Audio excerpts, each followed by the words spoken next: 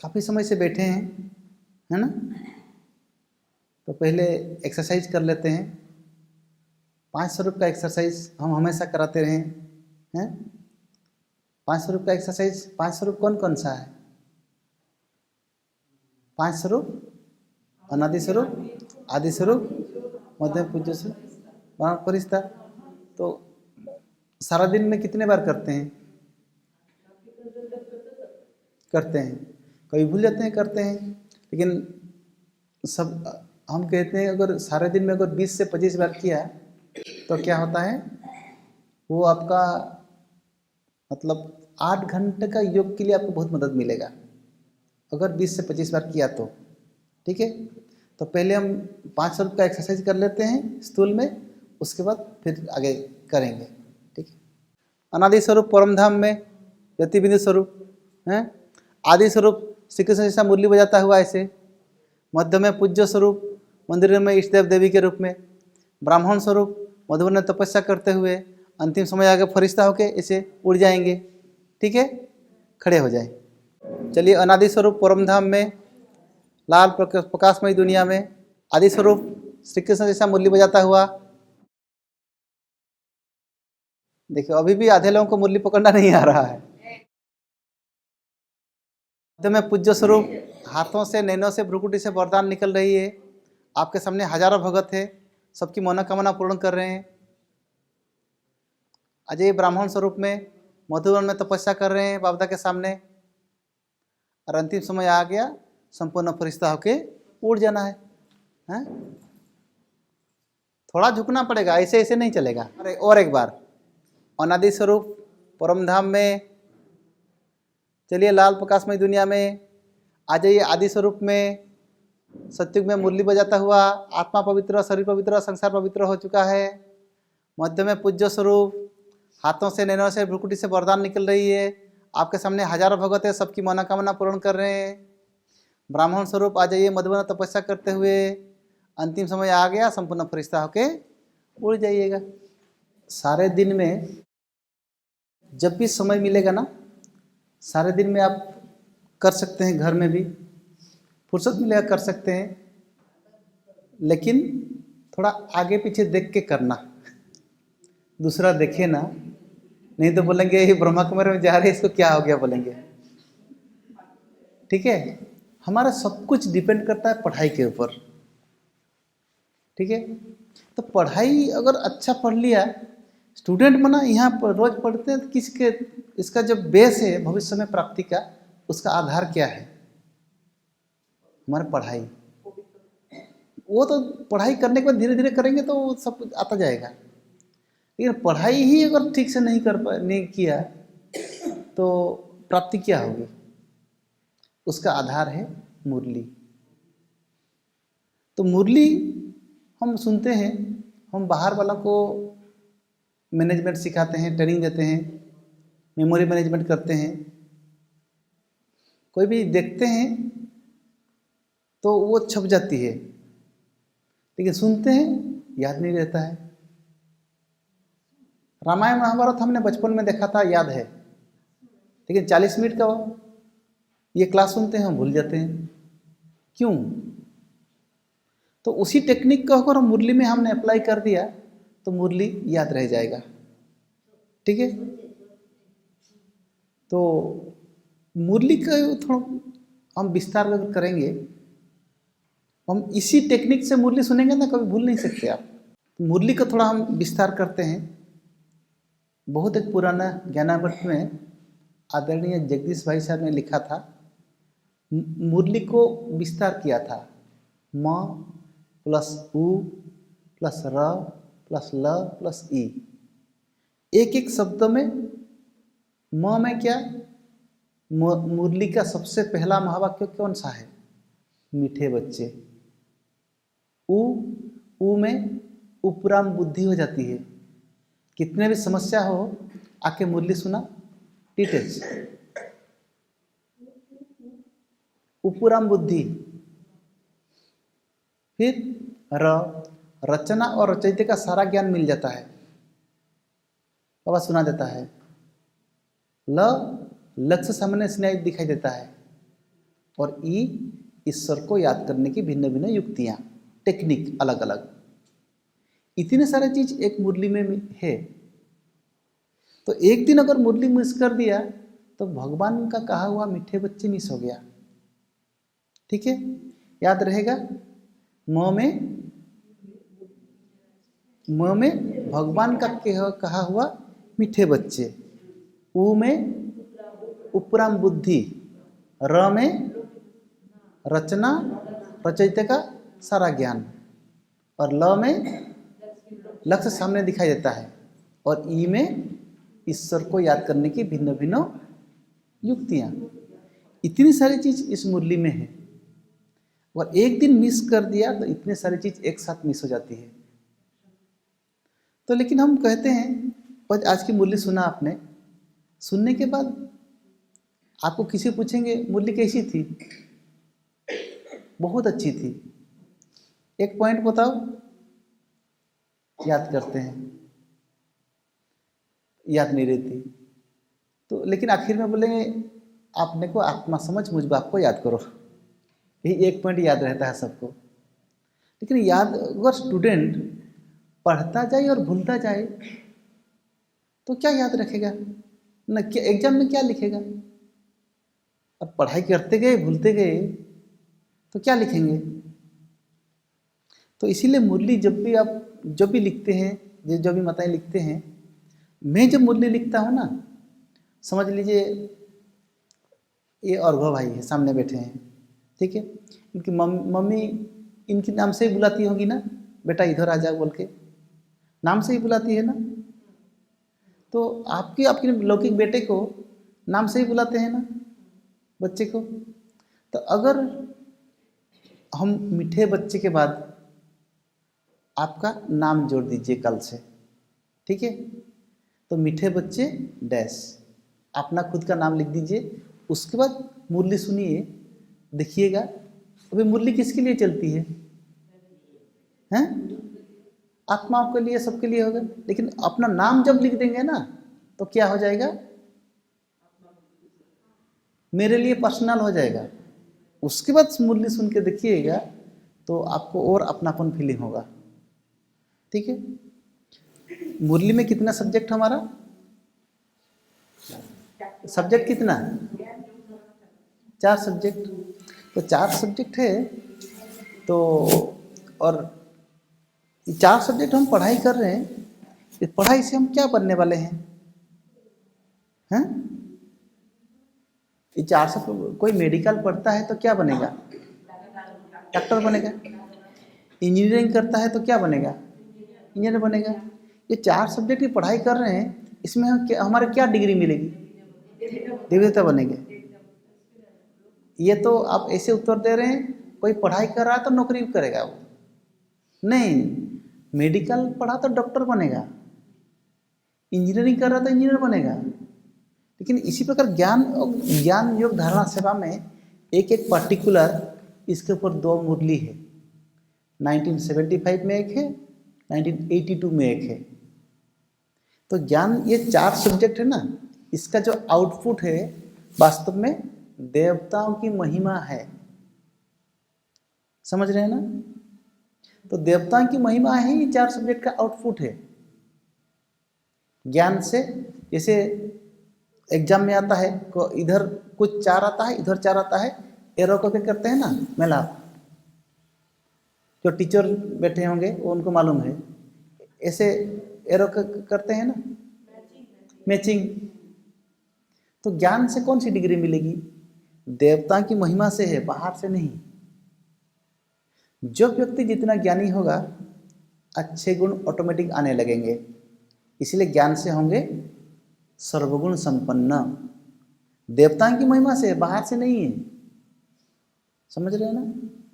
योग करते गए विकार भूलता गया, निर्विकारी होते गए, योग से होंगे संपूर्ण निर्विकारी। देवता की महिमा से है, बाहर से नहीं। धारणा क्या है, मर्यादा ही धारणा है। धारणा से मर्यादा पुरुषोत्तम। सेवा करते गए, कला बढ़ता गया, सीखते गए, नई नई चीज सीखते गए, 16 कला संपन्न। ये अगर 4 अगर हो गए तो हम अहिंसा परम धर्म ऑटोमेटिक हो जाएंगे। समझ रहे हैं ना? इसको याद रखिएगा। इसीलिए तो बाबा कहता है चारों सब्जेक्ट में बैलेंस रखो। चारों सब्जेक्ट में जो जिस सब्जेक्ट में कमी है, दुनिया में पढ़ाई करते हैं, जिस सब्जेक्ट में कमी होती है तो क्या कहते हैं? ट्यूशन देते हैं। हमारा जो सब्जेक्ट कमी अगर कमी है तो उसमें उसको ज़्यादा अटेंशन देके पढ़ाई करना चाहिए। याद रहेगा, ज्ञान से कौन सी डिग्री मिलेगी? सर्वगुण संपन्न बनने की डिग्री मिलेगी। योग से कौन सी डिग्री मिलेगी? संपूर्ण निर्विकारी बनने की डिग्री। धारणा से मर्यादा पुरुषोत्तम बनने की डिग्री। सेवा से 16 कला संपन्न। तो ये जो चारों सब्जेक्ट में फुल पास किया, जो फुल पास करता है उसको ही विष्णु चतुर्भुज के 4 अलंकार की डिग्री मिलती है। वो सर्टिफिकेट है वो। समझ रहे हैं ना? विष्णु चतुर्भुज के 4 अलंकार है और स्थूल में अलंकार नहीं है। ये 4 सब्जेक्ट में फुल पास किया था, इसीलिए उनकी वो निशानी है। ज्ञान का सब्जेक्ट में फुल पास किया, दे दिया गदा। योग का सब्जेक्ट में फुल पास किया, दे दिया सुदर्शन चक्र। धारणा का सब्जेक्ट में फुल पास किया, दे दिया कमल फूल। घर गृहस्थ में रहो, कमल फूल जैसा जीवन यापन करो। और सेवा का सब्जेक्ट में फुल पास किया, दिया शंख ध्वनि करो, सबको संदेश दो बाबा का। तो चारों सब्जेक्ट में फुल पास किया तो ये 4 अलंकार मिलेगा। समझ लो 10 साल 15 साल आप ज्ञान में चले, लेकिन आपका योग ठीक से लगा नहीं, अर्थात निर्विकारी नहीं बन पाए। सत्युग में विष्णु चतुर्भुज तो बन जाएंगे, लेकिन सुदर्शन चक्र गायब होगा। सभी सब्जेक्ट की डिग्री नहीं मिलेगी। आपको इतने साल से ज्ञान में चल रहे हैं, लेकिन आपको सेवा करने के, जब भी दीदियाँ बोलती हैं सेवा करने के लिए चलो, टाइम नहीं है, तो क्या बोलेंगे? आपको वहाँ विष्णु चतुर्भुज बन जाएंगे, शंख गायब होगा। धारणा में भी पक्का नहीं है, तो धारणा में भी अगर बाहर के से कुछ खान पान में भी शुद्धता नहीं करते हैं तो क्या होगा? वो डिग्री नहीं मिलेगी। इसीलिए बाबा कहता है चारों सब्जेक्ट का बैलेंस रखो। ठीक है? तो एक बार मैं से साकार की बात कर रहा हूँ कि मैं आदरणीय जगदीश भाई के साथ थोड़े दिन बिताया था। तो एक दिन मेरा जो ड्यूटी था 4 से 6 बजे थी, उसी समय भाई साहब को वॉकिंग करते करते बैठते थे, कुछ चिट चाट होती थी। एक दिन मेरे हाथ में पत्र पुष्प था, पत्र पुष्प पढ़ रहा था। भाई साहब ने देखा, मेरे साइड में आके बैठे, बोला क्या कर रहे हो? भाई साहब पत्र पुष्प पढ़ रहा हूँ। इसका मतलब क्या है? भाई साहब जो मधुबन से आता है, राजू भाई भेजते हैं। नहीं, उसका मतलब पूछ रहा हूँ। भाई साहब मुझे नहीं आता है। देख, पत्र और पुष्प, इसका मतलब क्या है? पत्ता और फूल है। फल क्या है? फल मुरली है। मुरली पढ़ो, मुरली से ज़्यादा ताकत आएगी। पत्ता फूल में ताकत तो आती है, लेकिन फल में ज़्यादा ताकत आती है। दूसरे दिन मेरे हाथ में से मुरली थी, तो देखिए पूछने लगे, अच्छा मुरली पढ़ रहे हो? हाँ भाई साहब। अच्छा बताओ, आपने कभी देखा है श्री कृष्ण को मुरली पढ़ते हुए? हैं? नहीं भाई साहब, मुरली सुनने की चीज़ होती है, पढ़ने की चीज़ नहीं होती है। बात भी राइट है। क्लास के एक दिन बाद आके मुरली आप हाथ में उठा के पढ़िए, मज़ा नहीं आता है। तीसरे दिन मेरे हाथ में कुछ भी नहीं था। फिर बोल, आज हाथ में कुछ नहीं है क्यों? अच्छा आपने तो बोला था सुनने के लिए, हमने सवेरे सुना है मुरली। फिर समझाया, सोमवार से शनिवार तक जो कुछ मुरलियाँ चलती है ना, आत्मा क्या है, परमात्मा क्या है, 3 लोक क्या है, ये कोर्स का ही ना विस्तार आता है। ये संडे मुरली चलती है, एक टॉपिक पे चलती है। सोमवार से शनिवार जितने मुरलियाँ हैं, ये कोर्स है। संडे जब मुरली चलती है, ये फोर्स है। अगर कुमार शक्तिशाली बनना चाहते हो, सारे अव्यक्त वाणी एक बार पढ़ के कंप्लीट करो। नशा चढ़ गया। हमने सारे अव्यक्त वाणियाँ एक साल में कंप्लीट किया था। उस समय 1200 मुरलियाँ थी। डेली एक एक पढ़ेंगे तो 3 साल लगेगा। अभी तो 1400 के आसपास हो गया है। अभी हम सारे अव्यक्त वाणियाँ अभी तक 8 बार पढ़ चुके हैं, सारे के सारे। अभी भी पढ़ते हैं, रोज एक एक पढ़ते हैं, कैसे भी हो। तो उसमें इतने सारे रहस्य भरा हुआ है, इतनी सारी चीजें हैं। राष्ट्रपति 19 अभी जो राष्ट्रपति बने हैं 1981 में बाबा ने बोल दिया था, एक दिन आएगा जो राष्ट्रपति भवन आपका घर हो जाएगा। 9381 में बाबा ने बोल दिया है। ऐसे बहुत सारे जो भविष्यवाणियां है ना मुरली में है, पढ़ेंगे तो मिलेगा आपको। तो फिर भाई साहब ने समझाया, देखो साकार मुरली ना सुनने में मजा आता है और अव्यक्त मुरली पढ़ने में मजा आता है। साकार मुरली सुनो, अव्यक्त मुरली पढ़ो। तो इसी हिसाब से अगर करें, आपका स्थिति बहुत कमजोर है, लग रहा है कि मैं इतना स्थिति अच्छी नहीं है, 1 महीना प्रैक्टिस करके देखिए, अमृत वेला कीजिए, एक अव्यक्त वाणी पढ़िए, स्थिति ऑटोमेटिक बन जाएगा, सेट हो जाएगा। वो कोई भी कुछ कैसी भी परिस्थिति हो, अव्यक्त वाणी आंखें बंद करके एक पेज पढ़ लीजिए, ठीक हो जाएगा। वो जादू है। तो अगर हम मुरली के ऊपर हम थोड़ा अटेंशन दें, अगर मुरली याद रहा तब तो आप कुछ करेंगे ना। याद का सिंपल टेक्निक क्या है, हम उसी हिसाब से कुछ आपको पिक्चर बना के देंगे, ठीक है। पिक्चर बनाया ना तो याद रह जाएगा, ठीक है। तो क्योंकि हमारे जो 5 इंद्रियां हैं, आंखों से पहुंचता है 85% इंफॉर्मेशन मेमोरी तक, कान से पहुंचता है 7%, नाक से 5%, जीवा से 2%, चर्म से 1%, इतने परसेंट इंफॉर्मेशन मेमोरी तक पहुंचता है। तो हम अगर देखते हैं प्लस सुनते हैं तो कितना होगा, 85 प्लस 7, 92% अंदर जाएगा। और आप सुन रहे हैं तो 7% अंदर जा रहा है, मेमोरी स्टोर नहीं कर पाएगा। समझ रहे हैं ना। इसीलिए मैं 7 पिक्चर बना के दूंगा, आपको मुरली भूल जाइएगा। तो 7 पिक्चर बना के वो पिक्चर के सामने रखेंगे ना तो मुरली याद रह जाएगी, ठीक है। देखिए कैसे याद रहता है कि नहीं। आज 9/12/2024 की तो बाबा ने कहा था क्या क्या क्या है। बाबा ने कहा कि मीठे बच्चे, विनाश के पहले सबको बाप का परिचय देना है, धारणा कर दूसरों को समझाओ, तब उच्च पद मिल सकेगा, ठीक है। तो 1 नंबर में पिक्चर, इसी शब्द पढ़ने के बाद इसी कोई भी एक वर्ड का लेके एक पिक्चर बना दीजिएगा। तो स्टार्टिंग में कौन सा शब्द है ना, विनाश के पहले सबको बाप का परिचय देना है, ठीक है।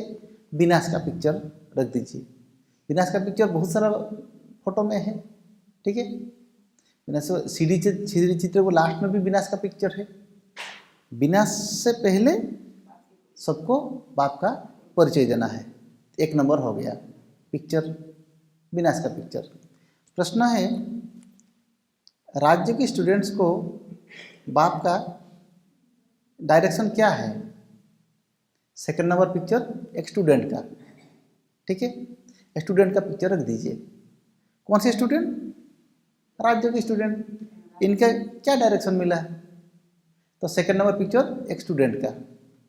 उत्तर है, तुम्हें डायरेक्शन है कि एक बाप का बनकर फिर औरों से दिल नहीं लगानी है, प्रतिज्ञा कर फिर पतित नहीं बनना है। आगे मैं छोड़ देता हूँ। 3 नंबर पिक्चर दिल का, ठीक है। ऐसे पिक्चर करते हैं ना दिल का। 3 नंबर पिक्चर दिल का है। क्या डायरेक्शन है स्टूडेंट का, बाप का बनकर कभी भी दूसरों से दिल नहीं लगानी है। 3 पिक्चर हो गया, इतना आया। फिर 4 नंबर जाते हैं, धारणा के लिए पहला पॉइंट को 4 नंबर जाते हैं। यह खेल बड़ा मजे का बना हुआ है, इसमें सुख दुख का पाठ नूंधा हुआ है, इसीलिए रोने पीटने की बात ही नहीं है। बुद्धि में रहे बनी बनाई बन रही, बीती का चिंतन नहीं करना है। तो 4 नंबर पॉइंट करेंगे, धारणा का पहला पॉइंट खेल। यह खेल बड़ा मजे का है, हैं? खेल देखते हैं तो उसमें एंजॉय करते हैं ना, मनोरंजन होता है।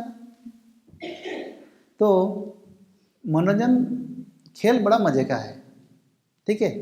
कौन सा खेल यहाँ ज़्यादा चलता है आजकल? कौन सा खेल सबसे ज़्यादा चलता है? क्रिकेट का। क्रिकेट का खेल कोई भी पिक्चर से लिंक होगा, ठीक है। चलो क्रिकेट का खेल है, खेल बड़ा मजे का बना हुआ है, इसमें सुख दुख हार जीत होता, सुख दुख चलता रहता है। उस खेल से धारणा का पहला पॉइंट, ठीक है। कौन सा खेल? कौन सा? क्रिकेट का खेल रख दीजिए।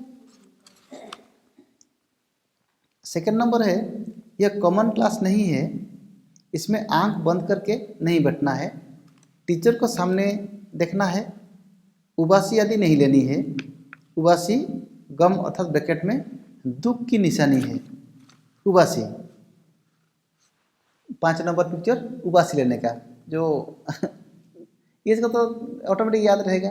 5 नंबर पिक्चर उबासी लेने का, उबासी नहीं लेना है, टीचर सामने बैठा है तो उबासी क्यों लेना है।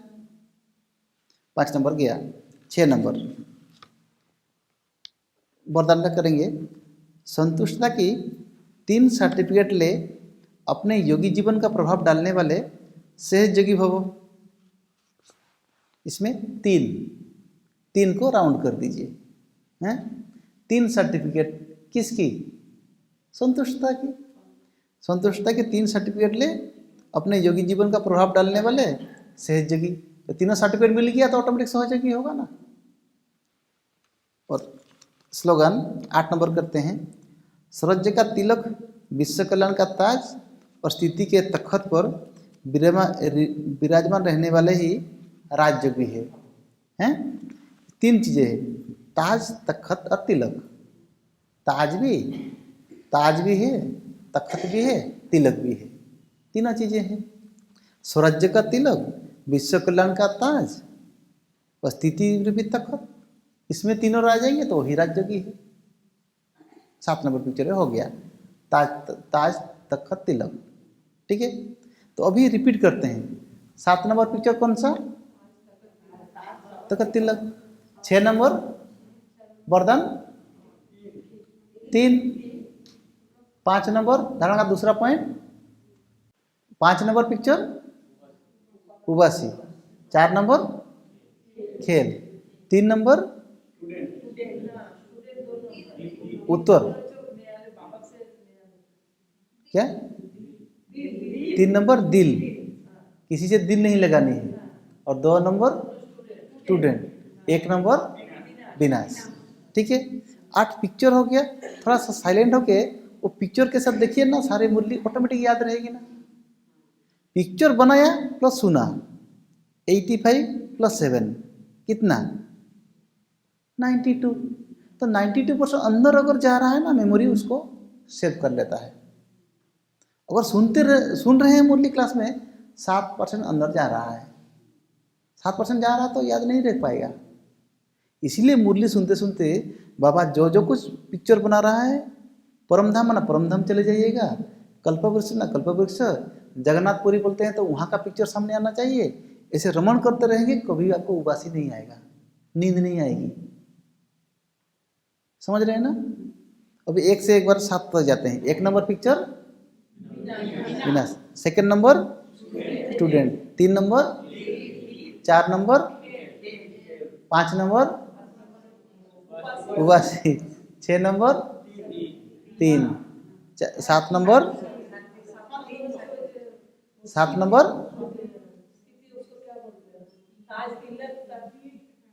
ताज तिलक तखत, ठीक है। 7 पिक्चर हो गया।